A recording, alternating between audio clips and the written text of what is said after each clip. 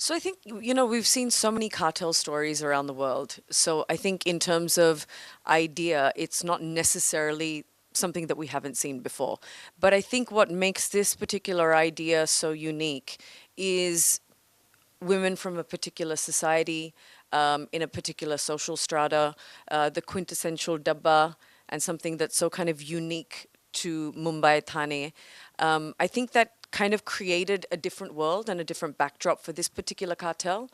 I think it was interesting to see something that was female led, um, you know, women from a particular world that were now going to have to navigate this world of crime.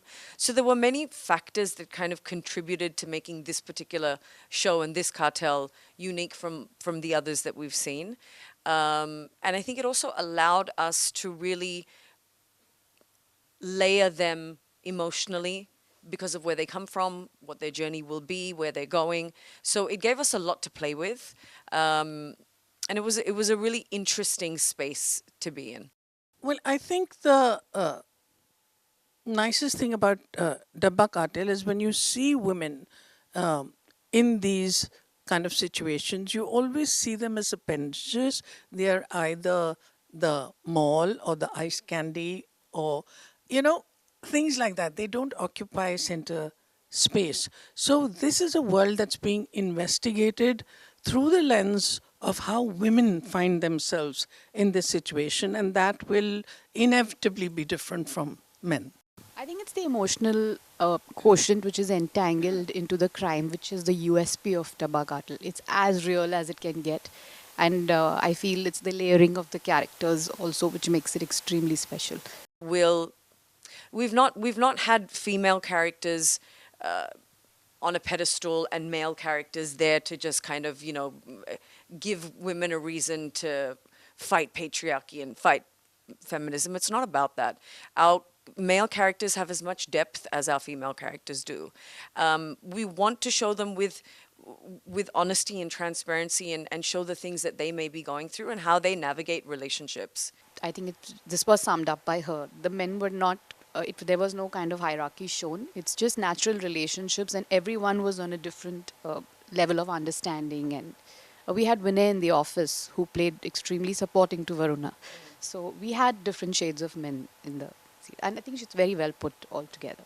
I found the layers in her challenging. I found that she is different from the godmother that I played many years ago, and which I also got the national award. And so there were two completely different ways of looking at that. And that's what I found interesting. She's not all out there. She does it quietly and with assertiveness. Quite an onion peel of a character. Yes, of course, yeah.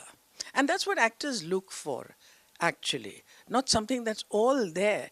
Because in acting, even though you might not see the backstory is very important for you to build that. And that lends itself to the script always when you've also thought about it and you're adding it. I think that in Dabba Cartel you find in plenty. I knew I wanted Shabana Azmi for an idea, and then this became the idea. So it was, yeah, it wasn't that I had the idea and then I knew that I wanted to work with her. It was, I mean, I've told this story before. My connection to Indian cinema when I was growing up in Australia at a very young age was the film Masoom. And it was a film I used to watch over and over again, like repeatedly. I must have seen it hundreds of times. And I was fascinated by her character in that film. And there was a very gentle, quiet nature that she had. It was a very reserved. It was very internal. Everything that she was kind of going, you could see what she was going through, but she was withdrawn, and I found it really beautiful. And the first time I met her, I don't know if she remembers this, we had gone to see a film with a friend of mine who happens to be her best friend's daughter. And we had gone to see this film, I think it was Loins of Punjab? Could be. Yeah. So it was the first time we'd gone for a film, and she didn't know that this is a film that I was obsessed with.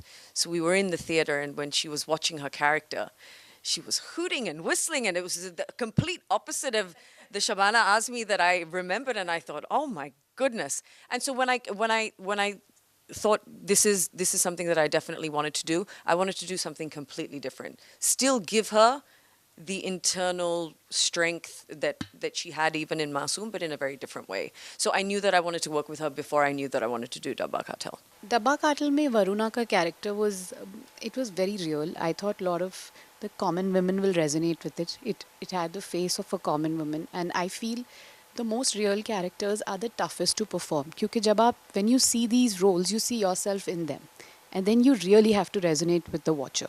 So I feel these, you have to be as real as you can, and that attracts me to a character a lot more than the others, of course, which you want to redefine yourself with. But I feel the real ones are what really attract, and they are very seldom are well written and written the way they are. So that's the other factor which connected me to Dabba Cartel. I love the layering. I love the way it was written. It was Excel making it. It was with the Shabana Azmi, which is the first factor. And you know, there is one Ganpati ke frame mein, scene में we share a solo frame with her, which is rare in the whole series. कि जब सिर्फ हम दोनों का front shot था, I just got goosebumps. It no really, ma'am, just to see those two faces on screen. So as a journey, I do not plan. I'm just flowing, and the flow is really very beautiful. I think this thing is changing because it's not only the OTT platform, it's also films, where I think it is necessary for that to happen. You know, for so long, Asian actors have said, why should we only be cast in roles that are of a particular ethnicity? So if we are fighting for that there, then surely India, which is so multicultural, why shouldn't all aspects of few be represented? After all, we are talking about an Indian film. That's why. No, it's great. I mean, it's taken me 25 years to come back to Hindi, so I can see that it's the OTT's boom. It's the kind of work, not just multi-language actors, but also all age group of women are getting. So I feel it is definitely a growth, and like ma'am says, that it should happen. It's very required for today. You know, I think when you have a project where you have so many different types of women and different age groups, male cast as well, it's a really interesting one to put together. I think that platform really allows this space of storytelling that goes beyond the lead man and the lead woman, which I think is lovely. We could have had a cast of just 5 18-year-olds or 5 30-year-olds, but I think the age bracket that we've selected is so nice because there's a representation of different types of people, you know, and I think that's what's so interesting. And I think that's what platform allows you to do. You can tell a story, a full story with different. We have a housing society, we have a pharmaceutical company, we have a dabba business, we have children, we have you know, a police station. I mean, it's a full, complete story. And I think when you are able to give weight to every single character that kind of contributes to the story, it's a really nice thing to be able to do. So I think it's wonderful. I think that the introduction of platform has really allowed for that. I think it's an idea whose time should have come a long time ago. For far too long, women really have been invisible, or they have been shown just to glamorize the place and to be the good-looking girl and all that. And the women are much more interesting than that. And I feel that space is definitely opening up, and that's always for the good. Yeah, I think we're playing diverse roles. I think we're also making our mark in the bigger male-led films, you know, and I think now there is more prominence and more stories are being told. I think that's absolute growth. And of course, we're being casted also in all the languages, and we're just moving out from our comfort spaces, and everyone's looking towards growth. So I think it's a big jump for women. I think we've come a long way. I think that there are many women before us that have paved the way. Shabana Azmi is one of them, with her 50 years of being in the business. And I think we have so much more work to do. I think we celebrate the small milestones, big milestones, and I think we get to a space where we no longer have to speak about women in cinema, and we're just people that exist in this business, and I think hopefully we get there one day. But I think that we have to recognize the work of the people that have come before us, and have allowed us to be sitting here today talking about the work that we are doing.